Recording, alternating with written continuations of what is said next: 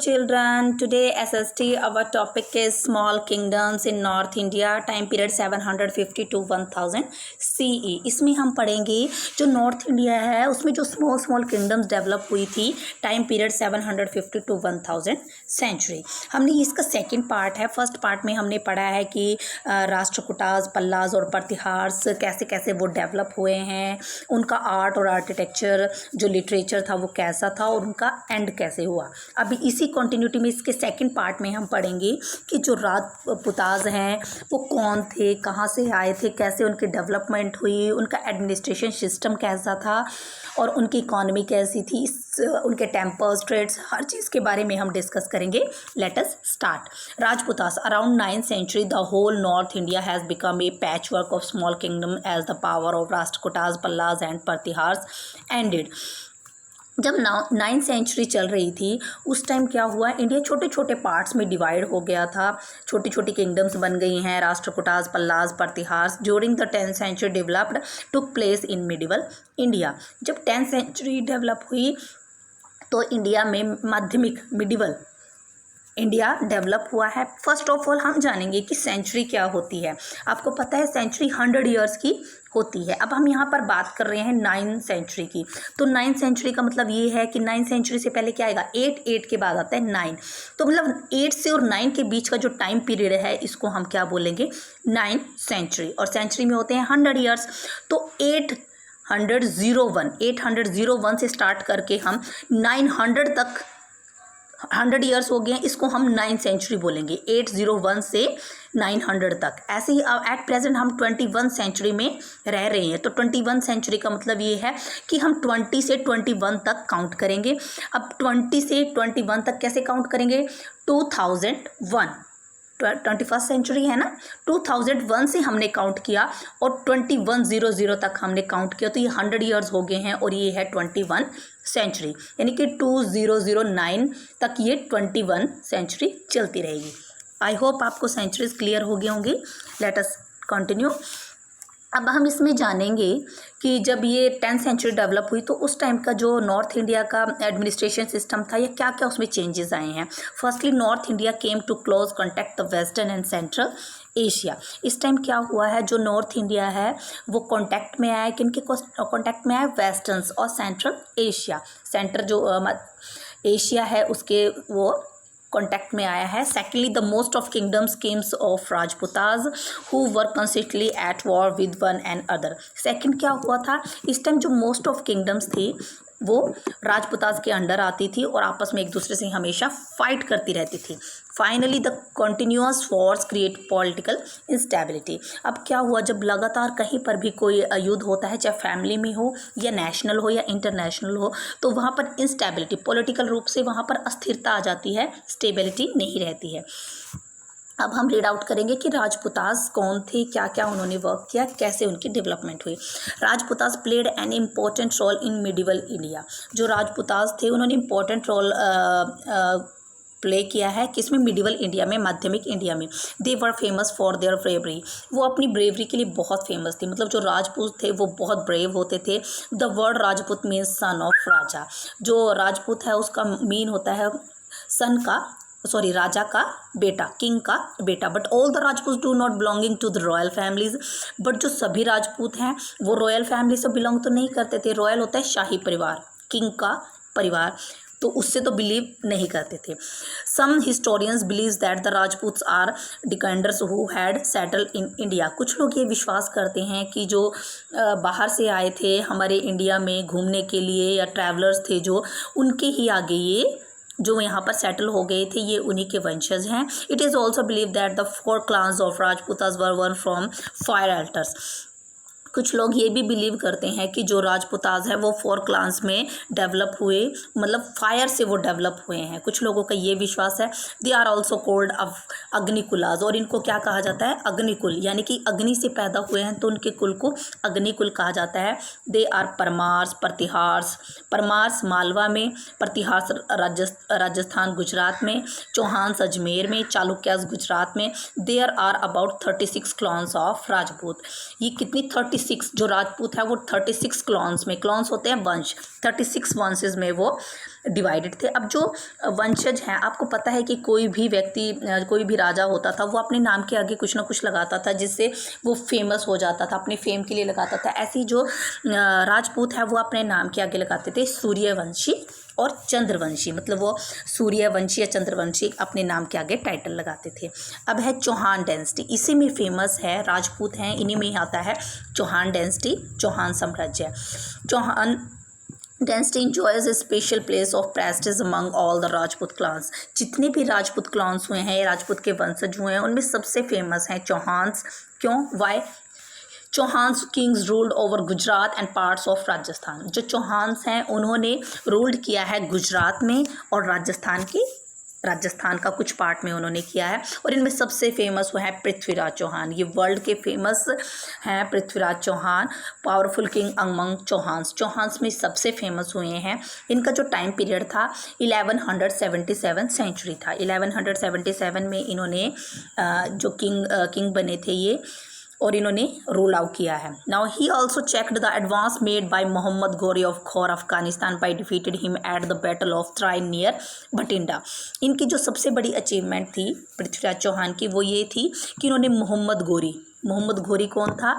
ये अफगानिस्तान के एक प्लेस है घोर, अफगानिस्तान का प्लेस है घोर, वहाँ से आया था मोहम्मद गौरी और इसको इसने डिफीट किया था। डिफीट मतलब इसको हराया था। किसने? पृथ्वीराज चौहान ने इसको हराया था। प्लेस है त्राइन के प्लेस पे उसने इसको हराया था और ये प्लेस है भटिंडा के पास है त्राइन, वहाँ पे इन दोनों में फाइट हुई थी और जिसमें मोहम्मद गौरी हार गया था। Chand Bardai composed an epic poem Prithviraj Raso which narrates his bravery and heroism. Prithviraj Chauhan जो हैं उनका एक राइटर होता था, उसका नाम है चंद्रबरदाई। उसने एक एपिक यानी पोएम लिखी थी, पोएम उपन्यास टाइप है पृथ्वीराज रासो, जिसको बोलते हैं पृथ्वीराज रासो। उसमें उसने पृथ्वीराज जो चौहान है उसकी ब्रेवरी, मतलब कितना बहादुर था, उसको हीरोइज्म के बारे में, उसके कैरेक्टर की पूरी डिटेल आपको पृथ्वीराज रासो से मिल जाती है। अब गवर्नेंस, अब जो ये टाइम पीरियड है राजपूत्स का, इस टाइम में क्या क्या हुआ है, गवर्नेंस कैसी थी नॉर्थ इंडिया की, वो हम जानेंगे। फर्स्ट है एडमिनिस्ट्रेशन कैसा था? The king was the power in north India. जो किंग होता था वो नॉर्थ इंडिया में क्या होता था? सबसे पावरफुल होता था। वॉज डिवाइडेड इनटू प्रोविनेंस होते हैं सामंत, मतलब उनको छोटे छोटे उसमें डिवाइड करके रखते थे, अपने जो अंपायर था उसको छोटे छोटे प्रोविनेंस में डिवाइड कर देते थे।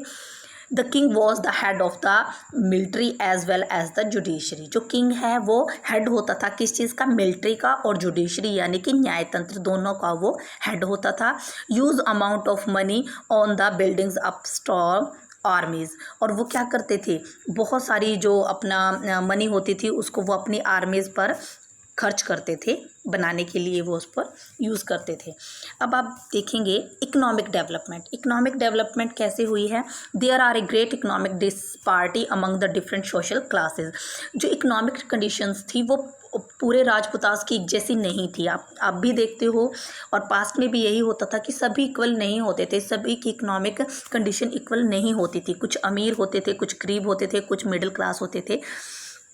तो उसी के बारे में हम रीड आउट करेंगे। The royal families high officials and trades were prospers. जो रॉयल फैमिलीज होती थी, मतलब जो किंग होता था या जो उसके रिलेटिव्स होते थे, वो बहुत ही ऑफिशियल्स होते थे या ट्रेडर्स होते हैं, वो बहुत अच्छा लाइफस्टाइल उनका होता था, बहुत अच्छी ज़िंदगी वो जीवन व्यतीत करते थे। The people living villages very poor. और जो विलेज में विलेजर्स होते थे वो पुअर होते थे, गरीब होते थे। The temples was centre of riches hence attract a lot of invaders. अब क्या होता था? जो टेम्पल्स होते थे, जो राजा होते थे और जो आम आदमी होता था, वो सब मंदिर में पैसा देते थे। राजा भी ग्रांट्स देते थे मंदिरों को। तो इससे क्या होता था? जो टेम्पल्स होते थे उनके पास बहुत ज़्यादा इकोनॉमिक, उनकी कंडीशन बहुत अच्छी होती थी और जो अट्रैक्ट करते थे किनको? लोगों को वहाँ पर अटैक करने के लिए वो अट्रैक्ट करते थे। अब है feudal system was the feudal होता है सामंती प्रथा, was prevalent in north India. जो नॉर्थ इंडिया है वहाँ पर फ्यूडल सिस्टम अब डेवलप हो गया है। वाई? क्यों?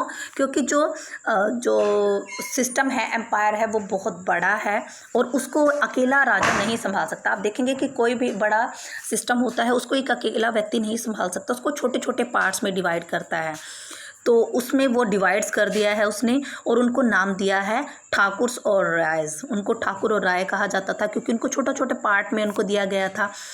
Feudal system led to decline of many empires as feudal lord gave only small part of the lord remains of the king।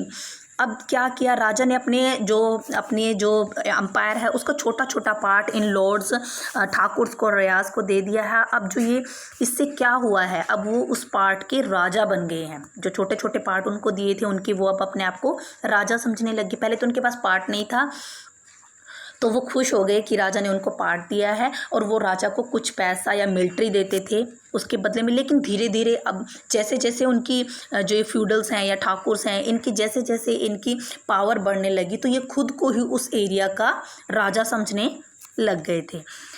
The feudal system decline many empires this weakened the power of king. इससे क्या हुआ, जैसे जैसे ये जो ठाकुर और रायज हैं ये डेवलप होते गए इससे धीरे धीरे जो राजा है उसकी पावर कम होने लगी। Many feudal lords like Chauhans and Parmars becomes powerful establish new independent empires. अब इससे क्या हुआ, जो चौहान्स थे या परमार्स थे इन्होंने धीरे धीरे अपनी पावर को इतना बढ़ा लिया था कि इन्होंने अलग अलग से अपना इंडिपेंडेंट अपना एम्पायर इस्टेब्लिश कर लिया था। ये छोटे छोटे किंगडम्स बन गई थी। अब सोसाइटी कैसी थी उस टाइम की, the caste system led to the division of Indian society. जो इंडियन सोसाइटी है वो डिवाइडेड है सिस्टम में, कास्ट सिस्टम उस टाइम चलता था। द किंग फ्यूडल लॉर्ड्स, जो किंग होता था वो सामंतों का राजा होता था। ब्राह्मण्स द हाई पोजीशन, और उसके बाद राजा के बाद जो सेकंड पोजीशन होती थी सोसाइटी में वो होती थी ब्राह्मण्स की पोजीशंस बहुत अच्छी होती थी। Lands was cultivated mainly Shudras who were the burdened by taxes and social discrimination. और जो लैंड कल्टिवेट करते थे यानी कि जो खेती करते थे ज़मीन पर वो होते थे शूद्राज, वो करते थे और वही टैक्स पे करते थे और उनकी जो कंडीशन थी वो बहुत अच्छी नहीं थी। The condition of women was quite miserable. और जो लेडीज़ थी उस टाइम की उनकी कंडीशन भी ज़्यादा अच्छी नहीं थी। Rivals of practice of sati child marriage and polygamy contributed to of the decline in the status of women. उस टाइम बहुत सारी सामाजिक बुराइयां फैली हुई थी, जैसे सती प्रथा। सती प्रथा क्या होती थी, जब किसी लेडी का हस्बैंड मर जाता था तो उसको जीवित ही उसकी जो अर्थी होती थी अपने हस्बैंड की अर्थी में उसको जला दिया जाता था। चाइल्ड मैरिज यानी छोटे बच्चों की मैरिज करना। पॉलीगैमी कंट्रीब्यूटेड, पॉलीगैमी का मतलब होता है कि बहुविवाह, मतलब बहुत सारी शादियां करना। एक जेंट्स होता है वो बहुत सारी शादियां करने की उसको परमिशन होती थी उस टाइम में। उससे क्या हुआ, जो लेडीज़ थी उनकी जो पोजीशन थी उसका जो स्टेटस था वो डाउन होने लगा, लेडीज़ की वैल्यूज़ कम होने लगी थी। नेक्स्ट है रिलीजन, धर्म कैसा था। Rajputas men live in worshipped of Shiva and Vishnu. जो राजपुताज थे वो मोस्ट ऑफ जो वर्शिप थे उनके जो जिसमें वे फेथ करते थे शिवा और विष्णु की वो पूजा करते थे। They also worshipped goddesses like Kali, Lakshmi and Durga. उस टाइम वो पूजा करते थे गोडेसेस की, देवियों की, जैसे Kali, Lakshmi, Durga. Rajputas king gave gift to of lands of to the Brahmins.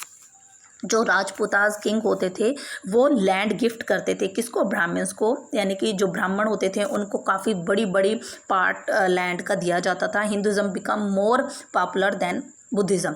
अब जो राजपूत टाइम था यानी कि मिडिवल जब इंडिया स्टार्ट होता है तो उस टाइम जो हिंदू धर्म है वो ज़्यादा फेमस है बेशर्ते के बुद्धिज़्म से ज़्यादा फेमस हिंदू धर्म है। During this period preach devotion to God. और इस टाइम शुरू हो गई थी उपासना करनी, भगवान की उपासना करने लगे थे संस। नेक्स्ट है एजुकेशन सिस्टम कैसा था। तो superstitions and narrow mindedness was great hurdle to education.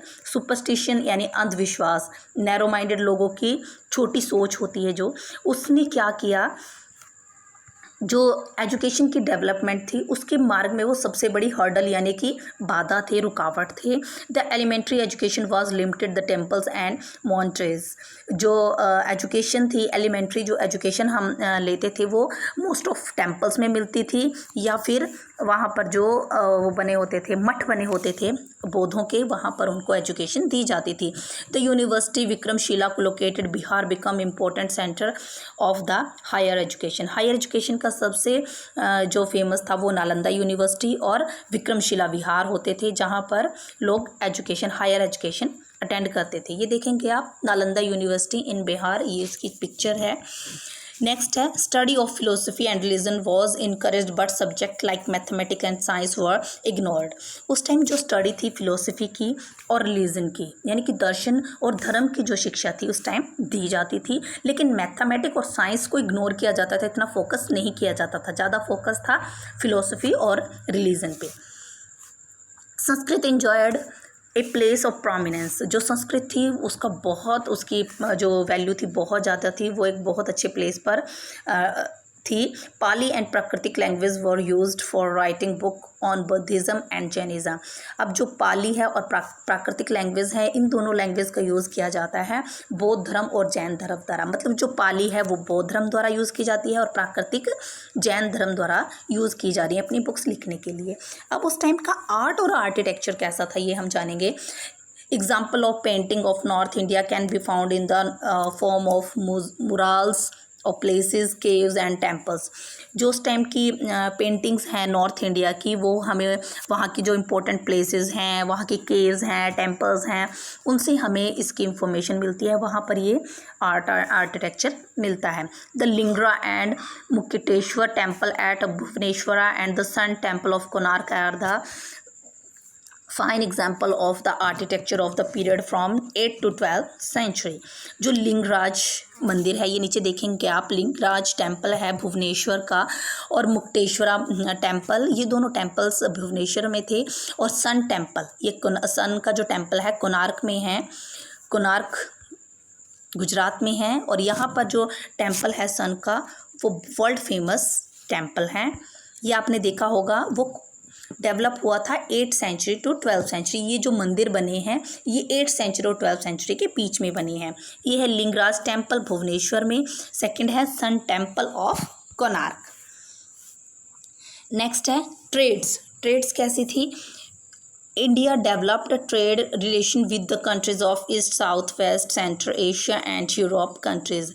जो इंडिया में डेवलप हुआ है trades relation with countries of east, ये ईस्ट कंट्रीज़ से उन्होंने अपने ट्रेड को डेवलप किया है, साउथ ईस्ट से, सेंट्रल एशिया से और यूरोपियन कंट्रीज से उन्होंने अपना जो व्यापार है वो इस्टेब्लिश किया है। The common features of political, social, cultural life in different parts brought the people of Indian closer. हमारी जो पॉलिटिकल, सोशल और कल्चरल लाइफ थी वो एक दूसरे के करीब आई, हम एक दूसरे के कल्चर को हमने समझा।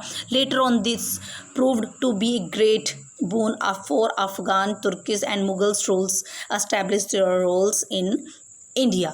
जो ये एक दूसरे के साथ हमारा जो हमने व्यापार ट्रेड्स करने स्टार्ट किए, इससे क्या हुआ, जो तुर्किस थे, अफ़गान्स थे, मुग़ल्स थे, उनको एक प्लेटफॉर्म मिल गया इंडिया अपने जो अपना एम्पायर है उसको इस्टेब्लिश करने का। मतलब उनको इंडिया एक अपॉर्चुनिटी नज़र आ रही थी इंडिया में कि वो वहाँ पर अपना जो एम्पायर है उसको इस्टेब्लिश कर सकते हैं। Okay, thank you. If you like my video, please like, share and subscribe my channel. Thank you.